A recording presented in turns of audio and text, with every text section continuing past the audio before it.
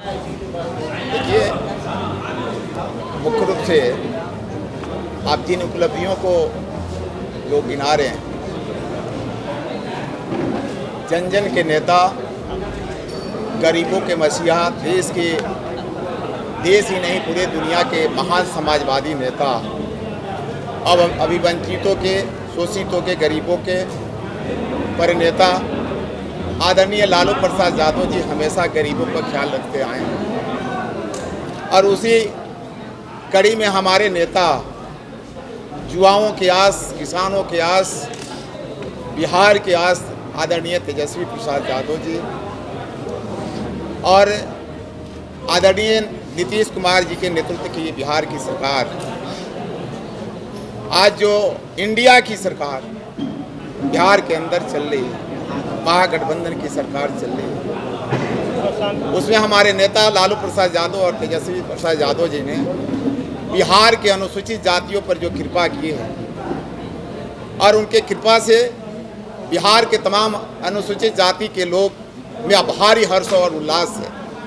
सभी लोगों की आस और उम्मीद थी जो आयोग तकरीबन लालू प्रसाद यादव जी की सरकार ने की थी और पुनः अब अभिवंचितों को, गरीबों को सामाजिक और आर्थिक न्याय कैसे मिले, उसके लिए संकल्पित और कटिबद्ध जो बिहार की सरकार है, सभी आयोगों को पुनः संचालित करने का प्रयास किए हैं। उसमें अनुसूचित जाति आयोग का चेयरमैन मुझे बनाकर मेरे समाज के लोगों को एक बहुत बड़ा मान और सम्मान देने का काम आदरणीय नेता ने किया है। मैं पूरी उम्मीद से और तन्मयता के तरीके से बिहार के अंदर अनुसूचित जाति के तमाम लोगों से कहना चाहूँगा कि हमेशा हक और अधिकार दिलाने का काम किसी ने किया, बोलने की ताकत किसी ने दी, खड़ा होने की हिम्मत किसी ने भरी, उस शख्सियत का नाम लालू प्रसाद यादव है।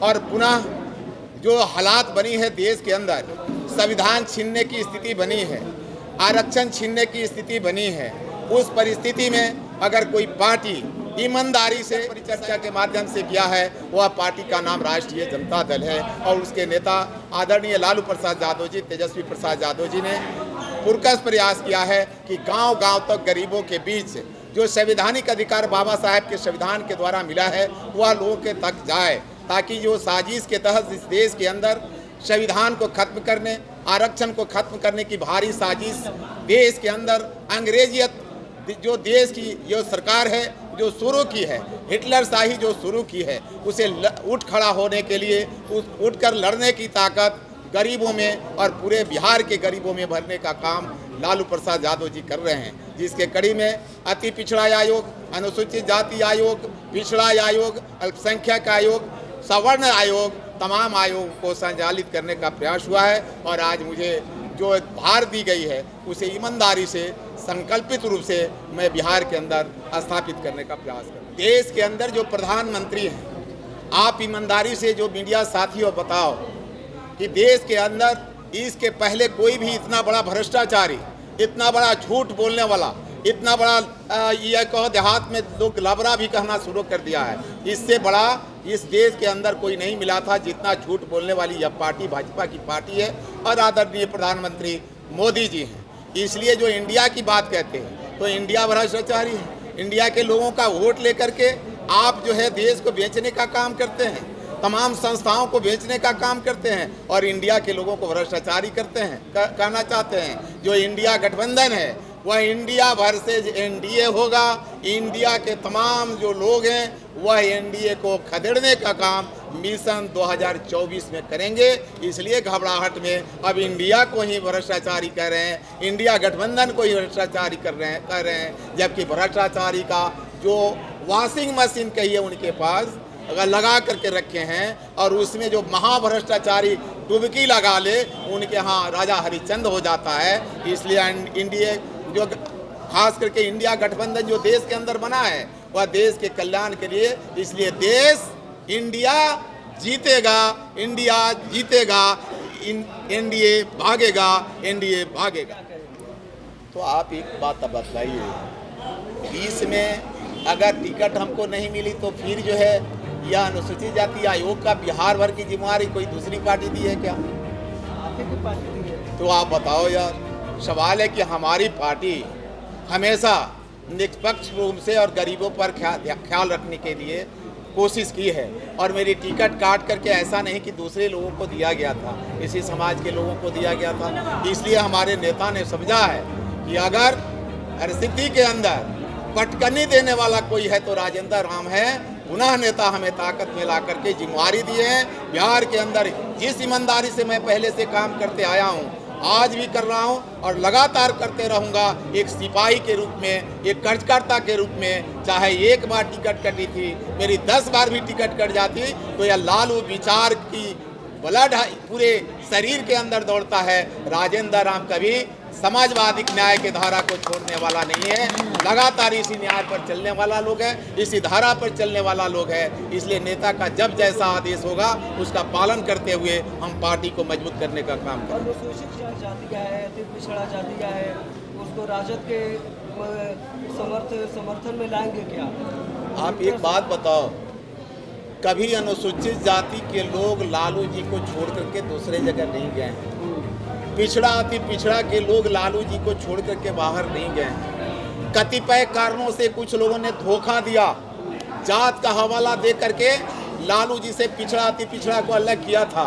लेकिन देश के अंदर के तमाम पिछड़ा अति पिछड़ा और दलित महादलित के लोग आज संकल्पित हैं, लालू जी के साथ खड़ा हैं, महागठबंधन के साथ खड़ा है। इसलिए लाने का कोई सवाल नहीं है। ये तो आयोग है, उनकी रक्षा करने के लिए, चाहे वह सामाजिक रक्षा हो, आर्थिक रक्षा हो, उन पर कोई अन्याय होती है उसकी रक्षा हो, इसलिए लाने की सवाल नहीं है। यह सभी महागठबंधन में विश्वास करने वाले, लालू जी में विश्वास करने वाले पिछड़ा अति पिछड़ा के लोग, अनुसूचित जाति के लोग तमाम आज उठ खड़े हुए हैं और तेजस्वी जी को हाथ को मजबूत कर रहे हैं। इसलिए आने वाला 2024 और 25 मजबूती से बिहार जीतेगा, यह हम आपको बताना चाहते हैं। और भी बहुत सारे नेतागण हैं जो कि आपको क्या लगता है, और भी बहुत सारी पार्टियां जो है लगातार दलित का जो समर्थन करती देखिए, अन्य लोगों की बात करना मैं नहीं चाहता जी। सवाल है वह अपनी राजनीति करना चाहते हैं, उन्हें अपनी राजनीतिक लोलुपता के कारण अपने पुरखों की लड़ाई याद नहीं है। इसलिए वैसे लोगों की चेहरा को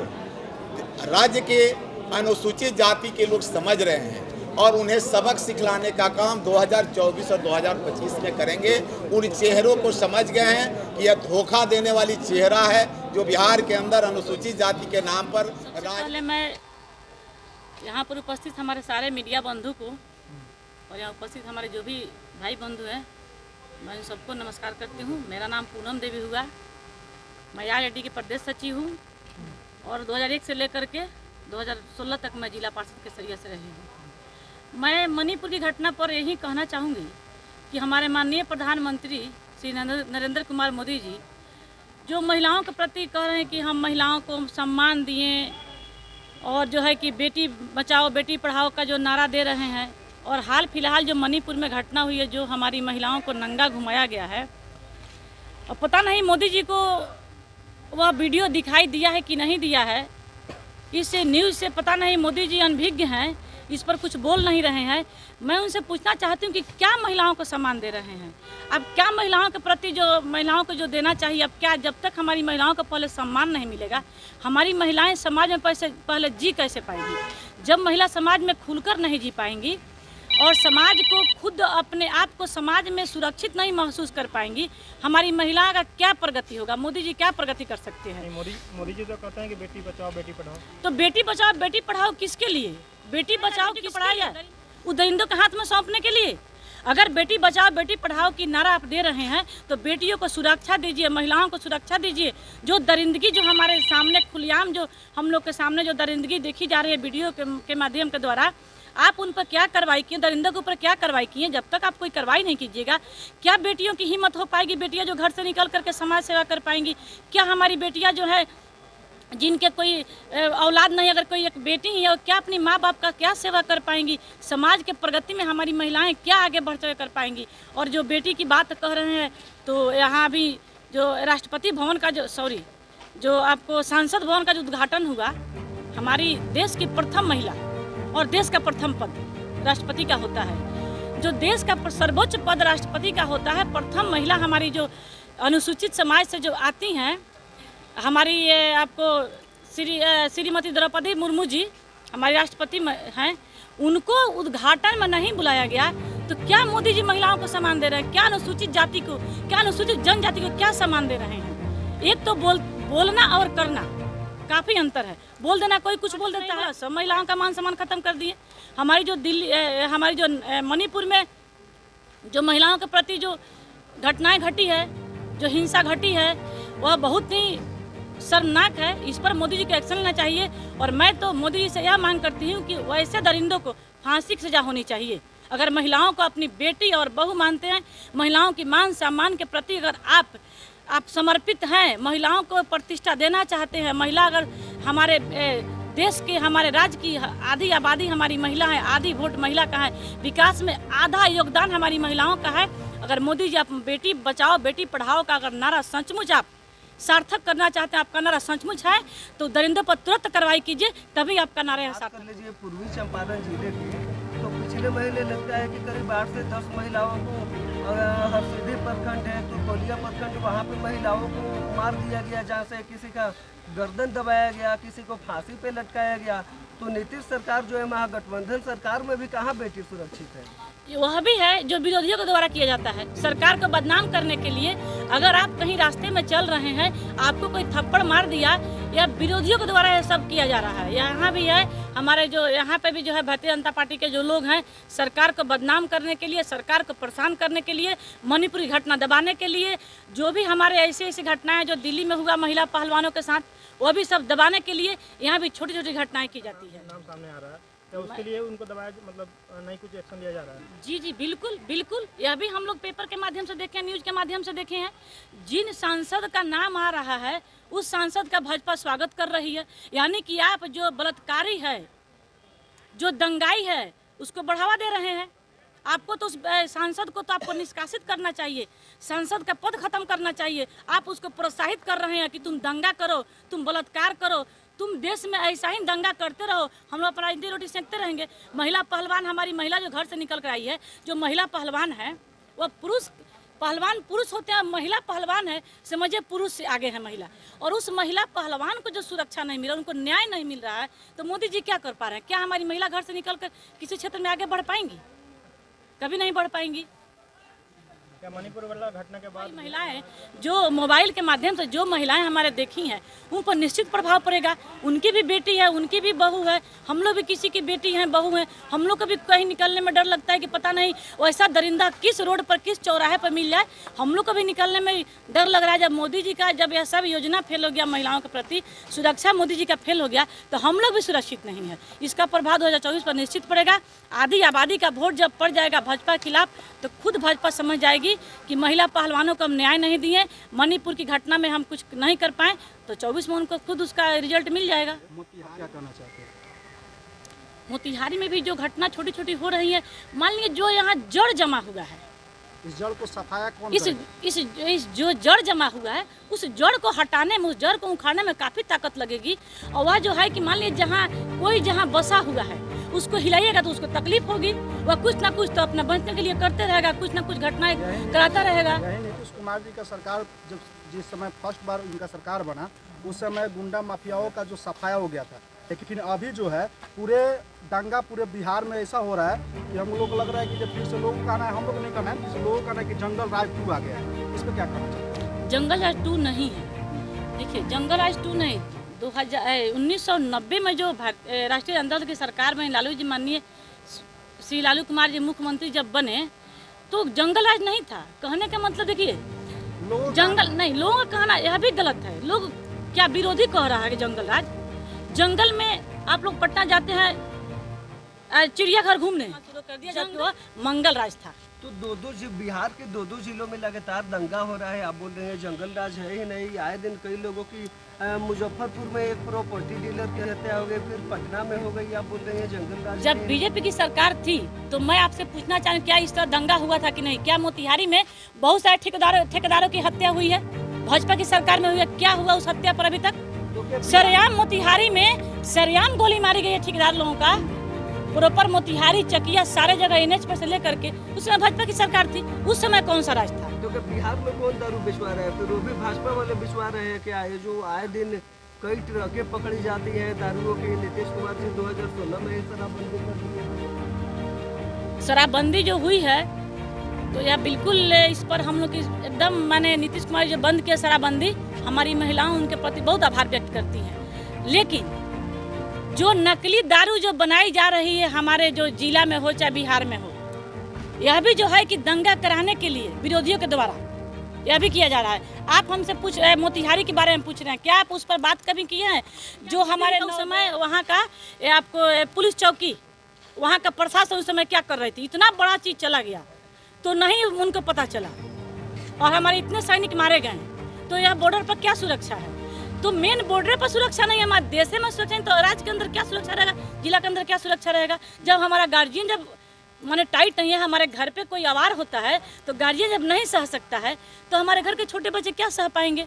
तो देश ही सुरक्षित नहीं है। मैम, तो ये राज तक चलता रहेगा कि अगर बीजेपी से सवाल किया जाता है तो दूसरे पार्टी पे ब्लेम लगाते हैं, आप लोगों से सवाल किया जाता है तो बीजेपी पे ब्लेम लगाते हैं। आखिर न्याय कब तक मिलेगा और इसका सफैया कब तक देखिए, होगा? जब तक सोच नहीं हम बदलेंगे तब तक न्याय नहीं तो मिलेगा। कब तक एक दूसरे पे ब्लेम लगाते रहा जाएगा? देखिए, क्योंकि सरकार में आप लोग हैं तो कहीं ना कहीं जिम्मेदारी बनते हैं। नहीं, भाजपा का है, भाजपा का है। भाजपा क्या है कि विकास की बात नहीं करनी है। जब मोदी जी सरकार बनाए तो क्या बोले थे कि 2 करोड़ नौजवान को प्रति वर्ष नौकरी देंगे। उसके बाद हर महिलाओं को जो है कि हर आपको जो खाता खुला था जनधन योजना में हम पैसा देंगे। जो प्रदेश में जो विदेश में जो काला धन जमा है उसको हम लाएंगे। उस काले धन का हिस्सा हर व्यक्ति को 15-15 लाख रुपया मिलेगा। यह मोदी जी किए? एक मिनट नहीं किए। 1 मिनट रुकिए, पूछा तो सुन लीजिए। बिल्कुल। मैं कहीं नहीं जवाब देने में आप लोग से पीछे नहीं रहूंगी। तो मोदी जी यह पूरा नहीं किए, कोई भी विकास का काम सुनिए पूरा नहीं किए। और नहीं, और उनका क्या है? नहीं पूरा हुआ उनका सुनिए, पहले सुनिए। सारे हिंदू के लिए है और मुस्लिम का जो हमारा मस्जिद है सारी मुस्लिम के लिए है। पूजा अपने जगह है और जो है कि मुस्लिमों का नमाज अपने जगह पे है। लेकिन विकास की बात है और विकास का बात कीजिए। मैं भाजपा से कहना चाहती हूँ कि जितना वादा मोदी जी जो 14 में 19 में किए हैं उसको पूरा करें। उसके बाद सपना देखें 24 के सीट निकालने का, 24 सरकार बनाने था। मोदी जी सपना को भूल